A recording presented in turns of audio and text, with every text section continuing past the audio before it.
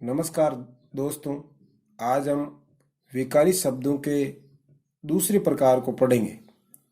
1 number प्रकार में संज्ञा को पढ़ा, 2 नंबर में सर्वनाम। सर्वनाम का अर्थ, सर्वनाम शब्द का अर्थ है सबका नाम। परिभाषा, वाक्य में संज्ञा की पुनरुक्ति को दूर करने के लिए संज्ञा के स्थान पर प्रयोग किए जाने वाले शब्दों को सर्वनाम कहते हैं।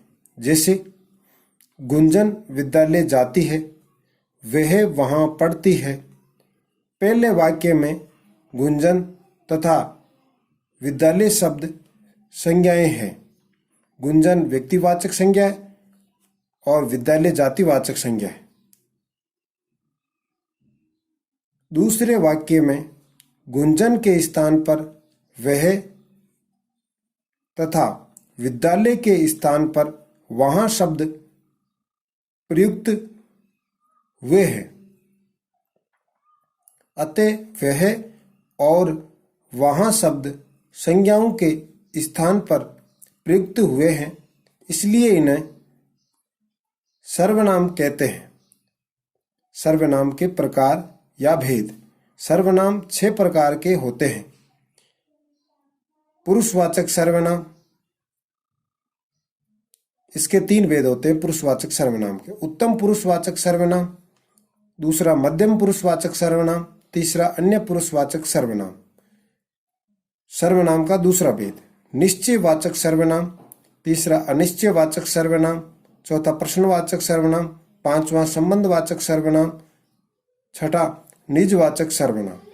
नंबर 1, पुरुषवाचक सर्वनाम। जिन सर्वनामों का प्रयोग बोलने वाले, सुनने वाले या अन्य किसी व्यक्ति के स्थान पर किया जाता है, उन्हें पुरुषवाचक सर्वनाम कहते हैं। पुरुषवाचक सर्वनाम 3 प्रकार के होते हैं। 1 नंबर, उत्तम पुरुषवाचक सर्वनाम की परिभाषा। वे सर्वनाम शब्द जिनका प्रयोग बोलने वाला व्यक्ति स्वयं अपने लिए करता है, जैसे मैं, हम, मुझे, मेरा, हमारा, हमें आदि। पुरुषवाचक सर्वनाम का दूसरा भेद है मध्यम पुरुषवाचक सर्वनाम। वे सर्वनाम शब्द जो सुनने वाले के लिए प्रयुक्त किए जाते हैं, जैसे तुम, तुम, तुझे, तुम्हें, तेरा, आप, आपका, आपको आदि।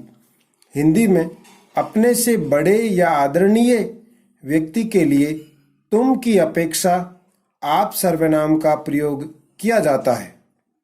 तीसरा प्रकार पुरुषवाचक सर्वनाम का, अन्य पुरुषवाचक सर्वनाम। वे सर्वनाम जिनका प्रयोग बोलने तथा सुनने वाले व्यक्ति किसी अन्य व्यक्ति के लिए प्रयुक्त करते हैं, जैसे वह, वे, उन्हें, उसे, इसे, उसका, इसका आदि। दूसरा प्रकार सर्वनाम का, निश्चयवाचक सर्वनाम। वे सर्वनाम जो किसी निश्चित व्यक्ति या वस्तु का बोध कराते हैं, उन्हें निश्चयवाचक सर्वनाम कहते हैं, जैसे यह, वह, इसे, इस, उस, ये, वे आदि। इसके मुख्य 2 प्रयोग हैं।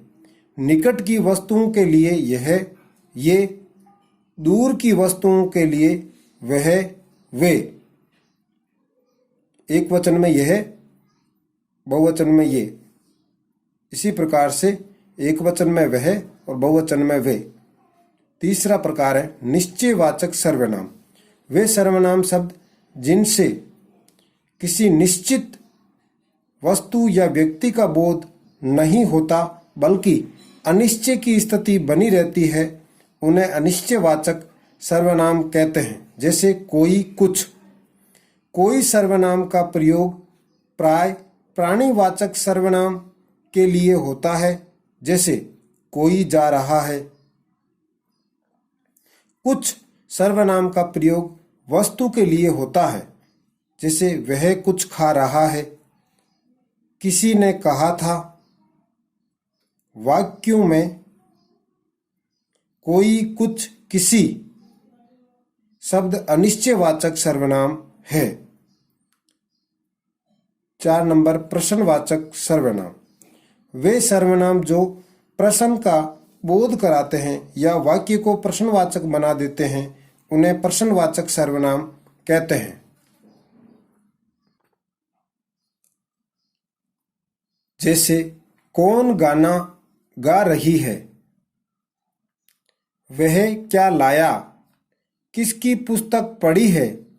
उक्त वाक्य में कौन, क्या, किसकी शब्द प्रश्नवाचक सर्वनाम है।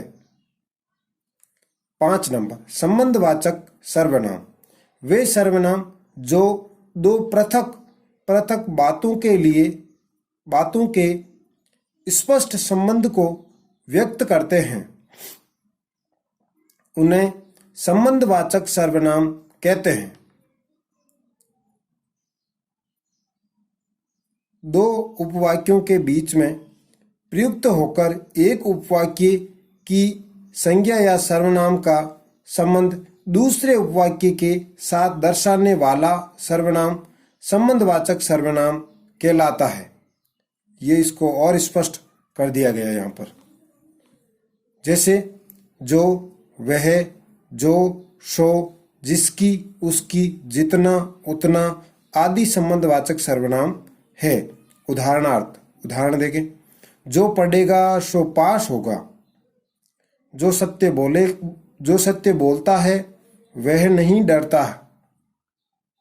जिसकी लाठी उसकी भैंस, जितना गुड़ डालोगे उतना मीठा होगा। जो, सो, जो, वह, जिसकी, उसकी, जितना, उतना, ये संबंधवाचक सर्वनाम है। 6 नंबर निजवाचक सर्वनाम। वे सर्वनाम जिन्हें बोलने वाला कर्ता स्वयं अपने लिए प्रयुक्त करता है उन्हें निजवाचक सर्वनाम कहते हैं। आप, अपना, स्वयं, खुद आदि। जैसे अपना खाना बना रहा हूँ, तुम अपनी पुस्तक पढ़ो, आप मेरे घर कब आ रहे हैं आदि वाक्यों में अपना, अपनी, आप शब्द निजवाचक सर्वनाम है। इस प्रकार से आज हमने विकारी शब्दों के दूसरे प्रकार सर्वनाम के बारे में जाना। अगर आपको ये वीडियो पसंद आया तो इसको लाइक करें, कमेंट करें और सब्सक्राइब करें और ज़्यादा से ज़्यादा शेयर करें। धन्यवाद।